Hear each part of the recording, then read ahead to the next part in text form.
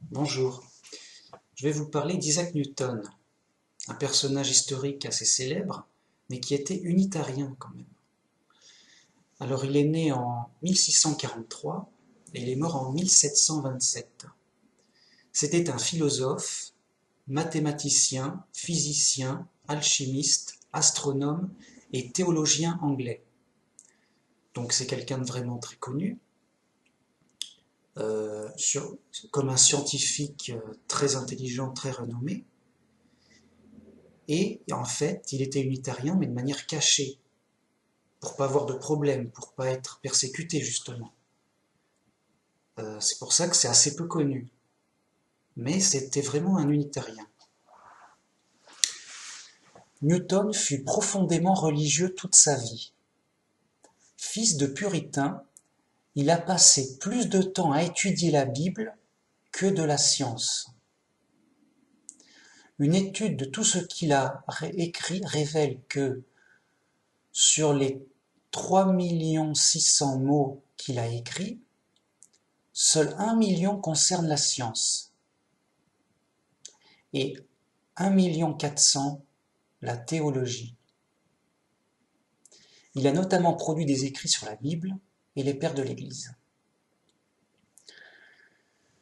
Donc, on voit que, bon, il était bien. Il était dans une famille chrétienne, bien sûr, mais il a vraiment passé plus de temps à étudier la Bible que la science. Et il a plus écrit sur la Bible que sur la science. Donc vraiment quelqu'un qui connaissait son sujet autant si ce n'est plus que la science. Quand même. Isaac Newton était surtout un anti-trinitario. À une époque notoire sur son intolérance religieuse, il existe peu de traces de l'expression publique des vues radicales de Newton. Les plus notables sont ses refus de l'ordination et, sur son lit de mort, celui du dernier sacrement. Cette attitude prend un éclairage nouveau avec l'avis autorisé exprimé par John Maynard Keynes. En effet, celui-ci a acheté et analysé les manuscrits de Newton, longtemps tenus confidentiels par la famille de Newton du fait de leur contenu. Keynes conclut son analyse en affirmant que Newton était plutôt monothéiste judaïsant de l'école de Monaoïde. Il arriva à cette conclusion non pas sur des bases pour ainsi dire rationnelles ou de doute, mais entièrement en interprétant les anciennes autorités. Il était persuadé que les documents révélés ne donnaient aucun support aux doctrines de la Trinité, qui étaient dues à des falsifications tardives. Le Dieu révélé était un seul Dieu. Donc là, on voit qu'il était clairement anti-trinitaire. Donc comme il était dans une époque vraiment d'intolérance religieuse, il gardait ça pour lui, et il a écrit ça sur ses notes personnelles. C'est pour ça qu'on a pu vraiment connaître la vraie pensée de Newton sur le sujet, et ben tout simplement avec des manuscrits de famille qui n'avaient pas été révélés au public, parce que c'était gênant, évidemment. Euh, il dit que y a, comment dire, que les documents révélés de la Bible ne donnent aucune matière solide pour les doctrines de la Trinité. Il n'y a qu'un seul Dieu en une seule personne pour lui. On considère généralement que la pensée d'Isaac Newton se rapproche des unitariens, ne s'attachant pas au dogme trinitaire. Il range l'adoration de Christ comme Dieu dans une liste d'idolâtria de ses notes théologiques.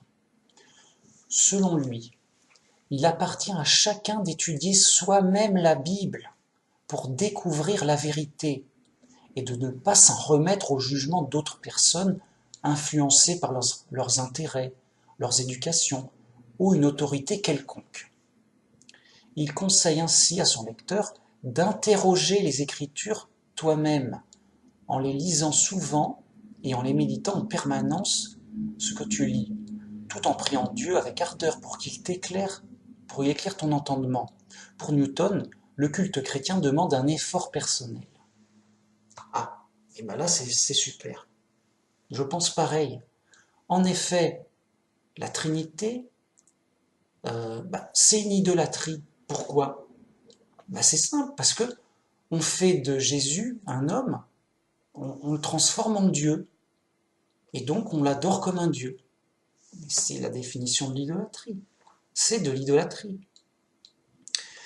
Et d'ailleurs, pour nous éviter cette idolâtrie, pour vous rendre compte du risque et du danger que c'est. Donc si la Trinité était vraie, elle devrait vraiment l'expliquer très clairement et ne pas nous laisser dans un doute de sous-entendu, de comme ça, flou. Non, elle devrait être très claire pour que si le Christ, si Jésus est vraiment Dieu, que ce soit vraiment très clairement établi, expliqué en long et en large lourdement, pour être rassuré, dit ah bon, ok, c'est pas une idolâtrie. On me l'a bien expliqué, et donc on s'appuierait sur l'autorité de la Bible pour justifier qu'on ne fait pas de l'idolâtrie. En effet, Jésus est bien Dieu, le Saint-Esprit est bien Dieu, autant que le Père, et ces trois sont un seul Dieu. Bon, voilà. Et aucune explication de tout ça. C'est donc très clairement de l'idolâtrie. On idolâtre donc une personne comme étant Dieu alors qu'elle ne l'est pas. C'est extrêmement grave.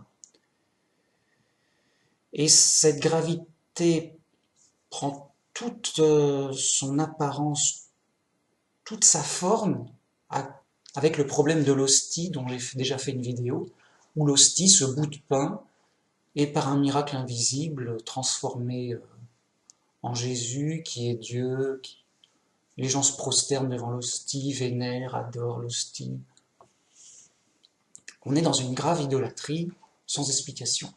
Ensuite, la deuxième chose importante qu'il dit, et que je répète sans cesse, c'est qu'il revient à chacun, à chaque chrétien, d'étudier soi-même la Bible, d'aller vérifier, de revenir aux Écritures mêmes, en méditant, en réfléchissant, en lisant. Oui, est-ce que j'ai bien compris? En priant Dieu. Ça demande d'un effort personnel, comme dit Isaac Newton, un effort personnel de s'assurer soi-même d'avoir bien compris le message de l'écriture. Et donc de ne pas se fier à des rumeurs, à des idées répandues, dominantes, à des autorités religieuses dans leur palais, ou des professeurs qui ont des diplômes en long et en large, quoi. Parce que ça concerne notre vie. Et donc je dis toujours, mais revenez à la Bible simple. Je veux dire, la Bible est simple. Allez à la Bible pour savoir. La Bible, pourquoi la Bible vous cacherait les choses? Pourquoi voulez-vous que Jésus et les apôtres fassent à tout prix toutes sortes de cachotteries, ah non, on ne le dira jamais, on fait des sous-entendus, non, il ne faut pas le dire clairement, non, il faut le cacher, c'est un secret. Chut. Voilà, on est dans cette bizarrerie à cause des trinitaires. Pour les trinitaires, c'est un secret bien caché que Jésus n'a pas dit, et bien caché, que les apôtres non plus n'ont rien expliqué, ont bien caché la Trinité, et donc il faut décoder ce sorte de Da Vinci Code compliqué pour dénicher le secret et enfin connaître ce secret qui nous donnera la vie éternelle, sinon on sera perdu.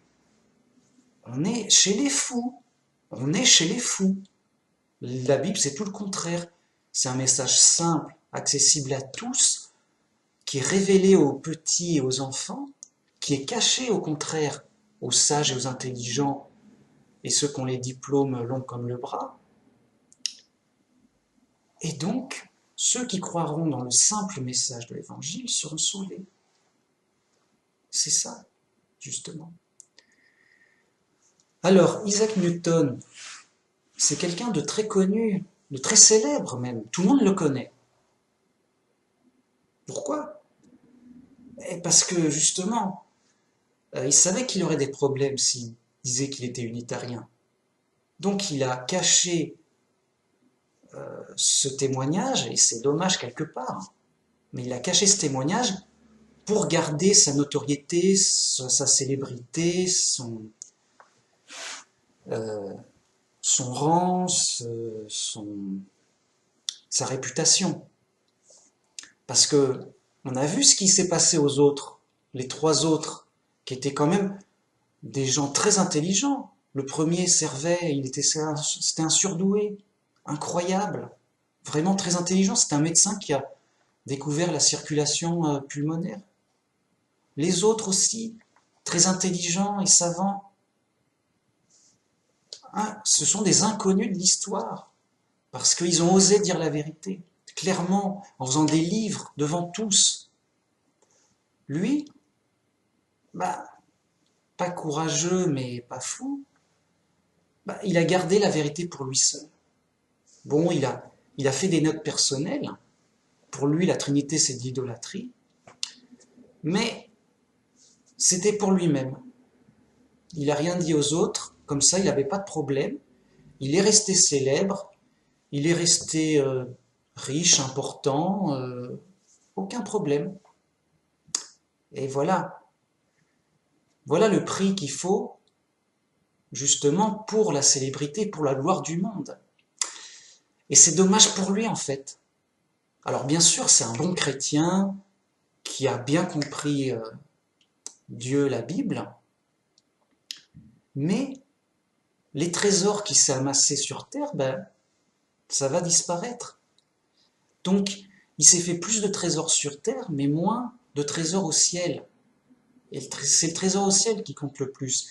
Ce qui fait qu'Isaac Newton, bon, bah, il va passer avec le monde. Quand le monde sera passé, en fait, ça va être lui qui va être l'inconnu.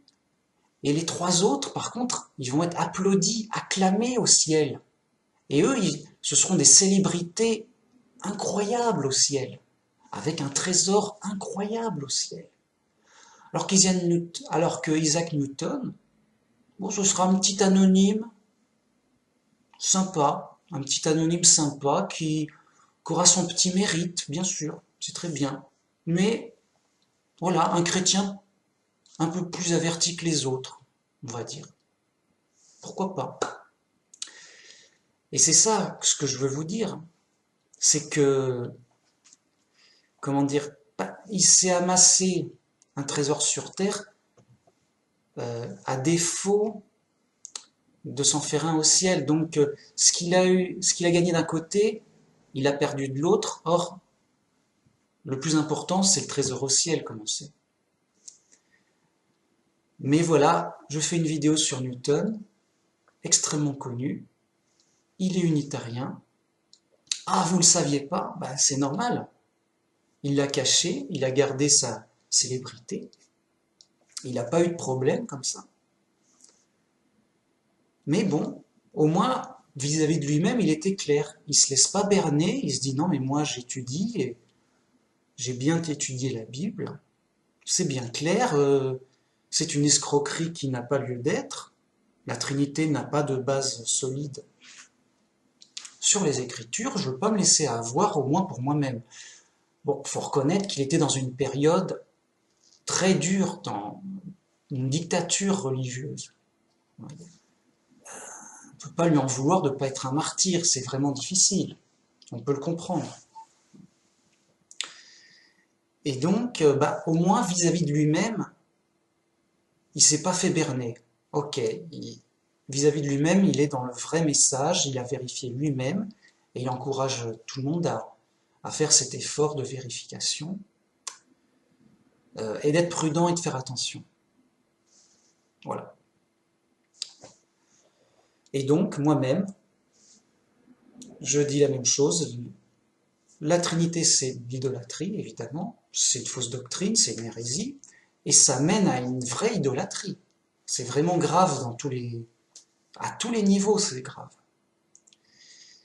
Et aussi de revenir à la Bible simple pour soi-même avoir une assurance solide avec des preuves lourdes de la Bible et de savoir de quoi on parle, d'être solide. Les autres, ils parlent, mais ils alignent des sous-entendus et ils sont contents d'aligner des sous-entendus.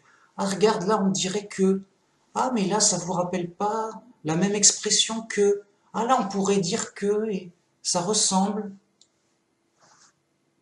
Voilà, ils font des jeux de mots, des devinettes. Ils jouent au Da Vinci Code et ils raffolent. Le New Age fait pareil. Et non, un vrai chrétien, il doit chercher des preuves lourdes comme si sa vie en dépendait, parce que justement, on met tout notre espoir et notre vie là-dedans. C'est notre vie éternelle qui est en jeu. Car, comme je le rappelle, et en plus c'est ma preuve la plus lourde. Donc, et je le rappelle, et en plus, en même temps que le rappeler, je le prouve. Je prouve qu'il faut être unitarien. C'est que Jésus, s'adressant à son Père, qu'est-ce qu'il dit? Il dit, or la vie éternelle, c'est qu'ils te connaissent, toi, le seul vrai Dieu, et celui que tu as envoyé, Jésus-Christ.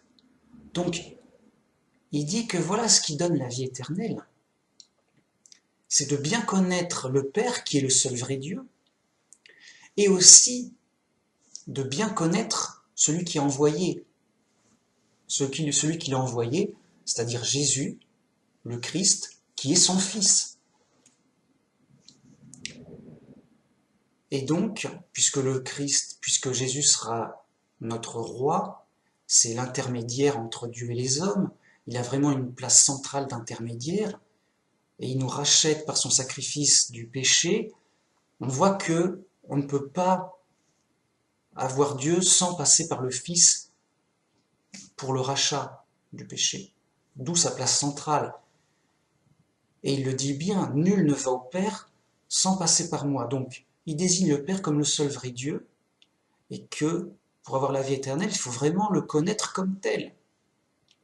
Et aussi, il faut le connaître lui, le Fils de Dieu, son Fils, comme tel, parce qu'il est le médiateur, il est l'intermédiaire qui, par son sacrifice en plus, nous rachète et nous réconcilie, nous fait un passage pour revenir vers Dieu. Voilà, c'est toute l'importance du christianisme est là. Et malheureusement, la Trinité, elle fausse gravement la profondeur, le cœur même du christianisme. C'est en ça que c'est extrêmement grave et que c'est une idolâtrie incroyable, insupportable. Et ça ne gêne pas du tout les gens, le Christ et les chrétiens n'expliquent pas ça, alors que c'est tellement important que si la Trinité était vraie, il devrait y avoir tout le temps des explications, le Christ devrait l'expliquer plusieurs fois, chaque apôtre dans ses lettres devrait au moins l'expliquer une fois. Bref, il faudrait vraiment des explications lourdes et complètes pour accepter un truc aussi bizarre et contradictoire. Donc ils n'ont aucune excuse, les trinitaires. Ils n'ont que des sous-entendus, des jeux de mots. Le New Age en a autant, quoi. Voilà. D'où mon avertissement.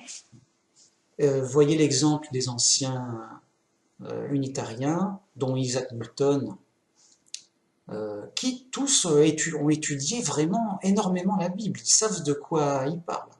Mais ils n'ont pas été retenus parce qu'ils soit ils ont été persécutés, tués, mis au silence, soit ils se sont cachés vraiment parce que c'était pas possible pour Babylone la Grande qu'ils puissent parler et dire la vérité pour les libérer de la captivité de Babylone la Grande, justement.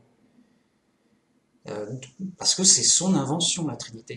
C'est elle qui l'a inventée, qui l'a fabriquée, c'est pour ça qu'elle y tient tant. C'est son bébé, c'est sa Trinité à elle. c'est le signe clair qu'on est dans Babylone la Grande si on croit en la Trinité. Parce que c'est son invention, son bébé, son fruit de l'esprit. C'est-à-dire une doctrine de confusion.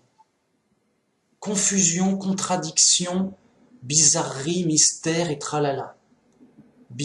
Et ça marche, les gens dans la Trinité, ils ont plus l'esprit logique. Pour eux, Dieu est illogique, bizarre, mystérieux, on ne connaît pas. Non, qui suis-je pour connaître les mystères de Dieu? Non, il m'est inconnu. Il est trop bizarre, il est trop loin, trop... Voilà, c'est ça le drame du sujet. Donc voilà, merci, au revoir.